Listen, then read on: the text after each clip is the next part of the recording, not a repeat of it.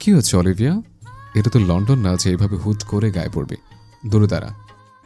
Olivia আরহানে ক্ষিপ্ত কণ্ঠে বলা গায়ে মাখালো না, উল্টো অভিমানী সুরে বলল, আমায় না বলে চলে এসেছিস, আবার এখন ধমকও দিচ্ছিস?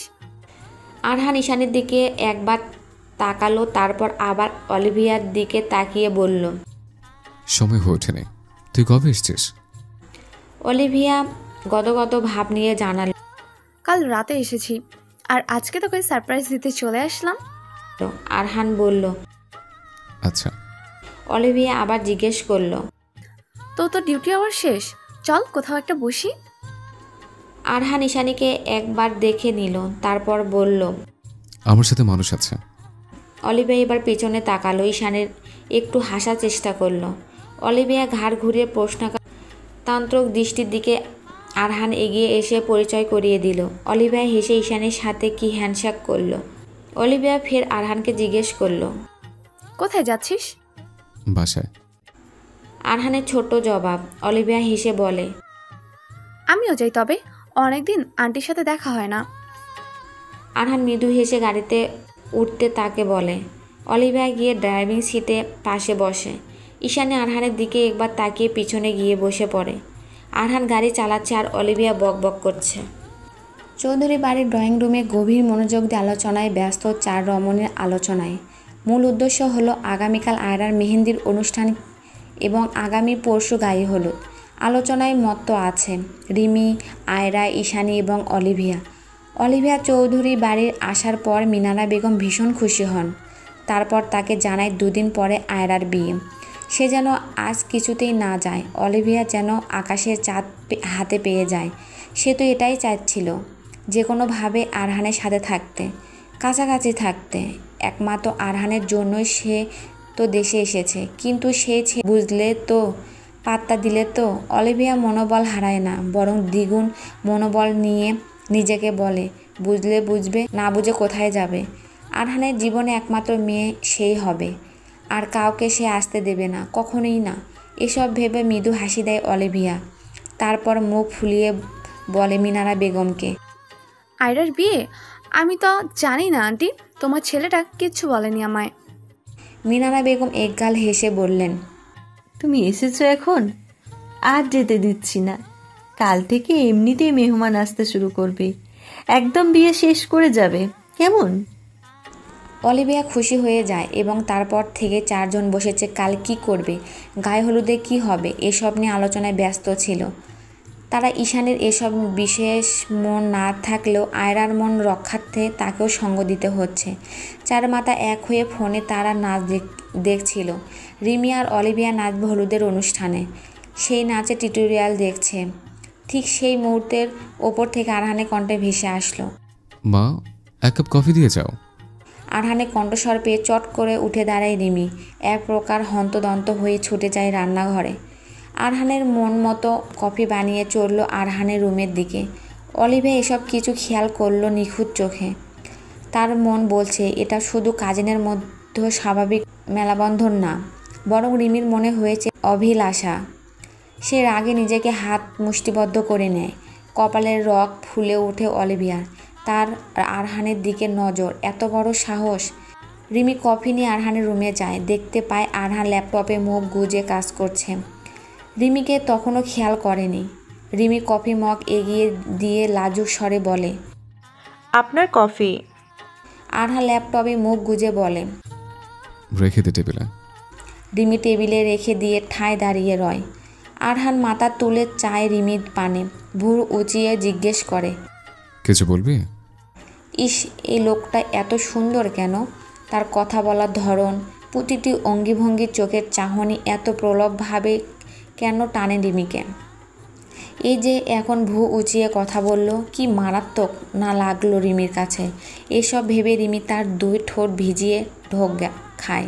তারপর কোনো রকম বলে চলে যায়, কিছু না। চৌধুরীর বাড়িতে আত্মীয়স্বজন আসতে শুরু করেছে। আগামীকাল হলুদ এবং তারপরের দিন বিয়ে।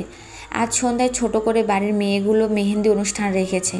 চারদিকে মানুষের আনাগোনা। বিয়ের তোড়জোড়ে যেন চৌধুরী বাড়ি নতুন রূপ নিয়েছে।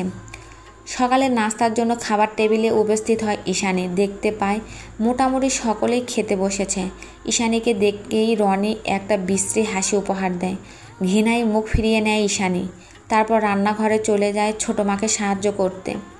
এদিকে রনির মুখে লেপ্টে থাকে এক দুর্বিষহ হাসি, চোখে অজানা কোনো রহস্য ক্ষোভ।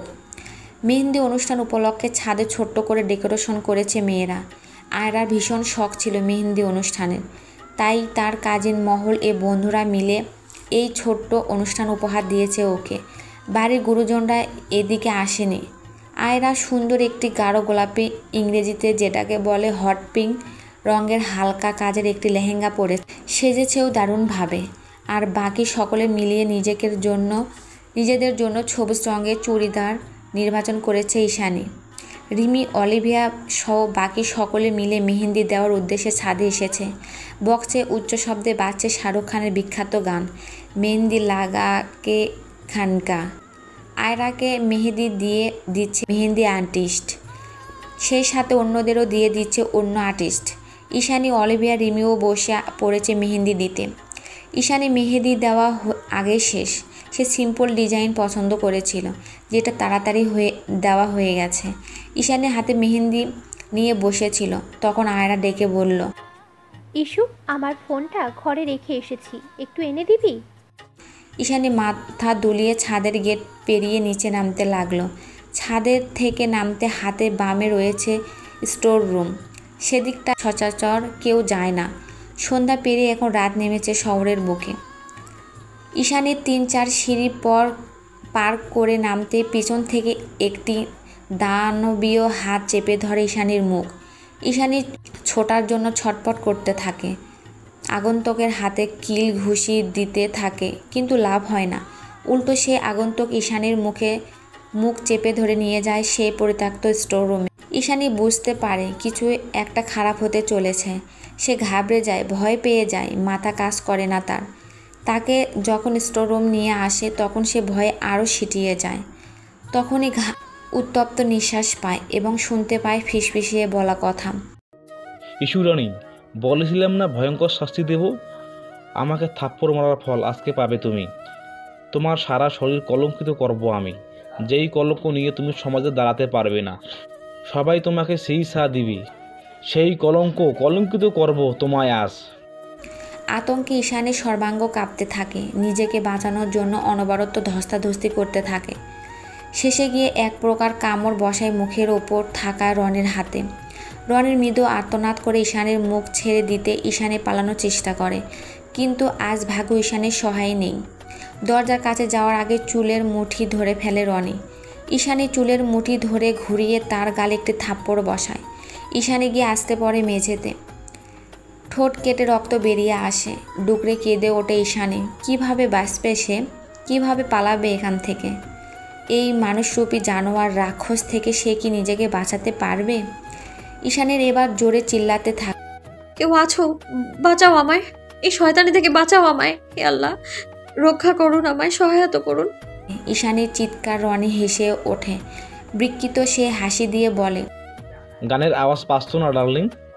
তোমার না মেহেদি অনুষ্ঠানে আসো, গান বাজিয়ে এনজয় করেছিলে, সেই গানে নিচে চাপা পড়ে যাবে চিৎকার। কেউ শুনবে না, কেউ দেখবে না, কেউ আসবে না বাঁচাতে। বিয়ে বাড়ির এত মানুষের ভিড়ে তোমাকে কে খুঁজবে? চিল্লাও, আরও জোরে চিল্লাও। তুমি যত চিল্লাবে তোমাকে ততটা যন্ত্রণা দিয়ে কলঙ্কিত করব। ঈশানী এবার হাউমাউ করে কেঁদে উঠল, হাত জোর করে মিনতি করে বলল, আমায় ছেড়ে দিন রনি ভাই, প্লিজ। আমার এত বড় ক্ষতি করবেন না, ছেড়ে দিন আমায় প্লিজ। রনি যেন পৈশাচিক আনন্দ পেল ঈশানীর অনুনয়ে। মুখের শয়তানে হাসি রেখে এগিয়ে গেল ঈশানীর দিকে।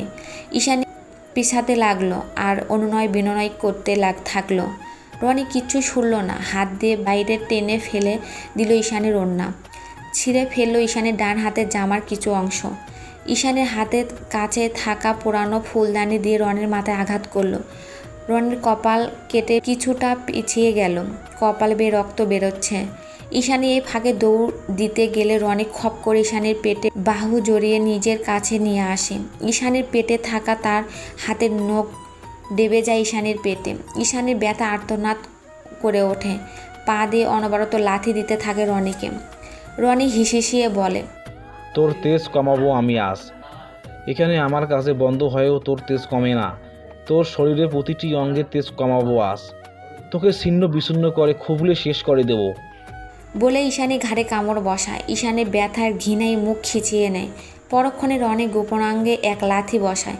রনি ব্যথায় মুচড়ে ওঠে ঈশানীকে ছেড়ে দিলে ঈশানী দৌড়ে দরজা খুলতে যায়। তার আগে আবার তাকে ধরে ফেলে রনি। আরও হিংস্বরূপ নিয়ে ধরে ফেলে ঈশানীর হাত। ঈশানীর গাল টেপে ধরে হিসিয়ে ওঠে। ঈশানীর হাত ঝাটকা দিয়ে বলে, ছেড়ে দিন বলছি, ছুবেন না আমায় একদম। আমি খুন করব কিন্তু আপনাকে। রনি ঘর কাঁপিয়ে হাসে। তারপর আবার ঈশানীর হাত মুচড়ে পিঠে নিয়ে আসে। তারপর দাঁতে দাঁত চেপে বলে, আগে আমার হাত থেকে রক্ষা পাও ডার্লিং। তোমার শরীরে প্রতিটি ভাঁজে ভাঁজে আমি কালিমা লেপন করবো আজ। ঈশানীর মনে প্রাণে আল্লাহকে ডাকছে, তবে তাকে তার সর্বঙ্গ হারাতে হবে। ঈশানীর হাউমা করে কেঁদে ওঠে। হঠাৎ বাইরে থেকে কারো জুতার খসখসে আওয়াজ পাওয়া যায়। ঈশানী যেন আশার আলো দেখতে পেল। সে কিছু বলবে তার আগে রনি তার মুখ চেপে ধরে। ঈশানী মুখ বন্ধ অবস্থায় ও করে শব্দ করে গঙ্গাতে থাকে। রনি লক্ষ্য করলো বাইরে তার গানের শব্দ নেই। সে কিছুটা ভীত হলো, তবে তাকে ভয় কাবু করতে পারল না। তাকে এই মুহূর্তে এক পৈশাচিক নেশায় কাবু করেছে। সে ঈশানীর মুখ শক্ত করে চেপে ধরেছে। ঈশানীর মুখে হাত থাকায় সে শব্দ করতে পারছে না। হঠাৎ করে বাইরে পায়ের আওয়াজও থেমে গেছে। ঈশানীর মনে জেগে ওঠা আশার আলো ধপ করে নিভে গেল যেন। তবুও একটা শেষ চেষ্টা করতে আশেপাশে থেকে দেখে নিল। তার পায়ের কাছে একটি খালি পুরানো ছোট্ট টেবিল রাখা। সে পা দিয়ে সেটা ফেলে দেয় শব্দ করার জন্য। রনি এবার আরও ক্ষিপ্তভাবে চেপে ধরল ঈশানীর মুখ।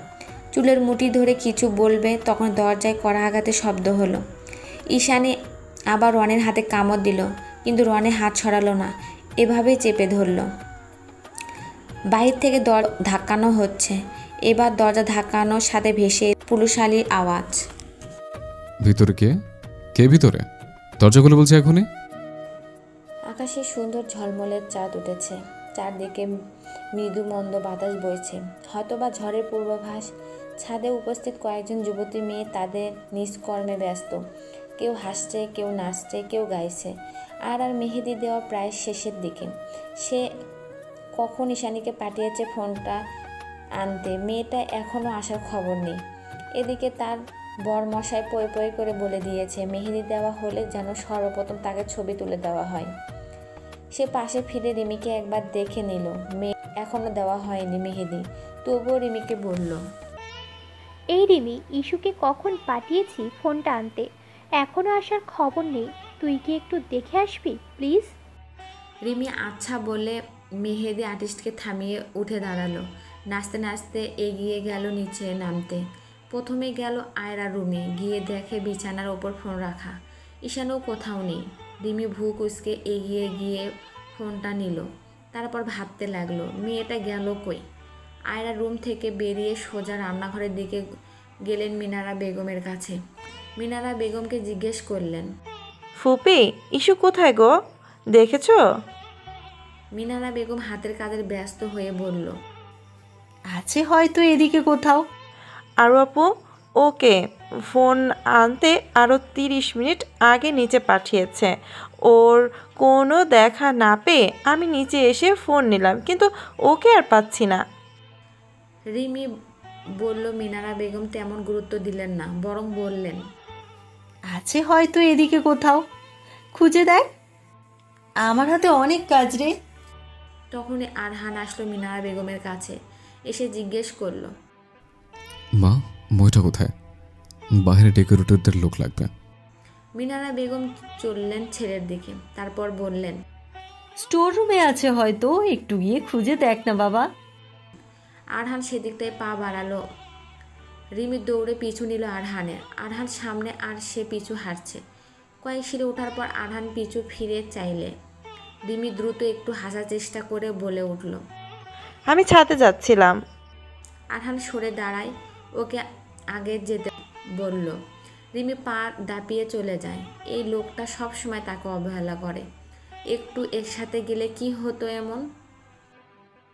কি হয়েছে? আর ইস্যু কোথায়? ইস্যুকে তো কোথাও পেলাম না, ফুপিও দেখেনি। আয়রা এবার একটু চিন্তা হতে লাগলো, কোথায় গেল মেয়েটা। সে ফোন দিল ঈশানীর ফোনে, ফোনটা তার পাশে বেজে উঠল। কপালে চিন্তার ভাঁজ পড়ল। আয়রা উঠে দাঁড়ালো। ঈশানী কখনো এমন করে না, কোথাও গেলে অন্তত বলে যায়। আর এত রাতে যাবেই বা কোথায়? বাড়ি ভর্তি মানুষ, সে নিজেও হাত উঁচু করে নিয়ে কোন রকমে পা বাড়ায়। আরহান স্টোর রুমের সামনে যায়, দরজার বাইরে থেকে খোলার চেষ্টা করছে সে, তবুও দরজা খুলতে পারছে না। আরহান ভাবলো দরজা লক করা, আবার পা ঘুরিয়ে নিচের দিকে যেতে লাগলো চাবি আনার জন্য। আরহান কয়েক কদম হেঁটে সামনে আসতে দেখা যায় আয়রার সঙ্গে। আয়রা নিচে নামছিল। আয়রাকে দেখে সে জিজ্ঞেস করে, ভাইয়া তুমি ইস্যুকে দেখেছো? ওকে কোথাও পাচ্ছি না, ফোনটাও ছাদে রেখে গেছে। আয়রা স্বাভাবিকভাবেই জানালো, না, দেখি না আমি। দেখ, আশেপাশে আছে হয়তো। তুই স্টোর রুমে যাবে কোথায় জানিস? আয়রা বলে, স্টোর রুম তো খোলা থাকে সবসময়, চাবি লাগাবে কেন? আরহান কিছু বলবে তখন স্টোর রুম থেকে একটা শব্দ এলো। গানের আওয়াজ তেমন শোনা না গেলেও ওরা রুমের কাছে থাকায় শুনতে পেল। আয়রা খানিক কেঁপে উঠল হঠাৎ শব্দে, বলল, এই শব্দ কোথা থেকে আসলো ভাইয়া? আরহান স্টোর রুমের দিকে তাকিয়ে বলল, স্টোর রুম থেকে মনে হলো, কিন্তু সেটা তো বন্ধ। আমি এতক্ষণ খোলার চেষ্টা করলাম কিন্তু খুলল না। আয়রা ভীতু হয়ে প্রশ্ন করল। ভিতরে কি কেউ আছে ভাইয়া? তখন রিমি এলো, এসে জিজ্ঞেস করল, কি করছো তোমরা এখানে? আরহান কপালে ভাঁজ ফেলে কিছু একটা ভাবল। তার কিছুটা গোলমাল লাগছে ব্যাপারটা। এগিয়ে গেল রুমের দিকে, তারপর আয়রার উদ্দেশ্যে বলল, গান বন্ধ করতে বল কি। আয়রা ছুটে গেল। রিমি বোকার মতো দাঁড়িয়ে জিজ্ঞেস করছে, কি হয়েছে? আরহান এগিয়ে গিয়ে দরজার কড়া নাড়ল। ভিতরে কে? কে ভিতরে? দরজা খুলে বলছে। ভেতর থেকে ঈশানী করে শব্দ করে যাচ্ছে। রিমি বলল, ভাইয়া ভিতরে কেউ আছে? দেখ কেমন একটা শব্দ। আরহান কিছুটা অস্বাভাবিক হলো, জোরে দরজা ধাক্কিয়ে ভাঙার চেষ্টা চালালো। এদিকে রনি এক হাতে ঈশানীর মুখে চাপ দিয়ে অন্য হাতে ধরে ঈশানীর চুলের মুঠি ধরে লাল চোখে তাকিয়ে চোখ রাঙায়। রনি ঘাবড়ে যায় আরহানের কণ্ঠ শুনে, শরীর বেয়ে ঘাম নেমে যায়, একটা শীতল ভয়। কি করবে ভাবতে থাকে। এভাবে হুট করে ধরা খেয়ে যাবে ভাবেনি সে। ভয় আর তীব্র করে তার হাতের থাবা। চারপাশে তাকে দেখতে থাকে পালানোর রাস্তা আছে নাকি। কিন্তু তখনই দরজা ভেঙে প্রবেশ করে আরহান। রনি ভয়ার্ত নেত্রে তাকায় আরহানের পানে। আরহান ঈশানীর দিকে তাকায়, করুণ চোখে আরহানকে দেখছে। আরহান 1 মিনিট সময় নেয় না ঘটনা বুঝতে। রনি ঈশানীকে ফেলে পালাতে ধরলে আরহান নাক বরাবর এক ঘুষি বসায়, মুখ থুবড়ে পড়ে রনি। ঈশানী দৌড়ে চলে যায় আরহানের কাছে, হামলে পড়ে আরহানের বুক ওপর, ডুকরে কেঁদে ওঠে আরহানকে ধরে। আরহান এক হাতে জড়িয়ে নেয় ঈশানীকে, রক্ত চক্ষু নিয়ে তাকায় রনির দিকে। রনি ভয়ার্ত দৃষ্টি। আরহানের পিছনে আয়রা ও অলিভিয়া এগিয়ে আসে। আয়রা এগিয়ে এসে ঈশানীকে ধরে, আয়রাকে পেয়ে ঈশানী জড়িয়ে ধরে, কাঁদতে থাকে। অলিভিয়া মেঝে থেকে ঈশানীর ওড়না নিয়ে গায়ে জড়িয়ে ধরে। রিমি আশ্চর্য হয়ে তাকিয়ে ভাইয়ের দিক। তার ভাই এত জঘন্য কাজ করলো কি করে? চোখে তার পানি। আরহানের চোখ লালচে বর্ণ ধারণ করেছে, কপালে রক ফুলে ফেপে মনে হয় ফেটে যাবে। সে হিংস্র বাঘের ন্যায় এগিয়ে গেল রনির দিকে। রনি 2 হাতে ভর দিয়ে পেছাতে বলল, ভাই তুমি যেমন ভাবছো তেমন। আর বলতে পারে না কিছু। আরহান তার বুক বরাবর এক লাথি বসায়, তারপর রনির কলার ধরে তুলে গালে ঘুষি দিতে থাকে, যেন গালটা থেতলে যায়। আশেপাশের মানুষ ওপরে উঠে এসেছে, সাথেও এসেছে মিনারা বেগম, জাহিদ চৌধুরী, রিমির বাবা রবিন শিকদার এবং মা আমিনা শিকদার। রবিন শিকদার সহ কয়েকজন মিলে আরহানকে আটকানোর চেষ্টা করে, কিন্তু আরহানের শরীরে যেন আজকে অসুরের শক্তি এসেছে। সে পাশ থেকে তুলে নেয় একটি ভাঙা কাঠের অংশ, সেটা দিয়ে আঘাত করতে গেলে আমিনা শিকদার চিল্লিয়ে কেঁদে ওঠে। আরহানের হাত থেমে যায়, ফোঁস করতে থাকে, জোরে জোরে নিঃশ্বাস নিয়ে নিজেকে ঠান্ডা করার বৃথা চেষ্টা করে। সবাই কান্নাঘোষা করছে। মিনারা বেগম মারামারির দৃশ্য ভীতু হয়েছিল। এতক্ষণ ঈশানীকে খেয়াল করলে ইয়া আল্লাহ বলে এগিয়ে গেল, ঈশানীকে জড়িয়ে ধরে। জাহিদ চৌধুরী একবার ঈশানীর দিকে তাকিয়ে আবার আরহানের দিকে তাকায়। আরহান হুঙ্কার দিয়ে বলে,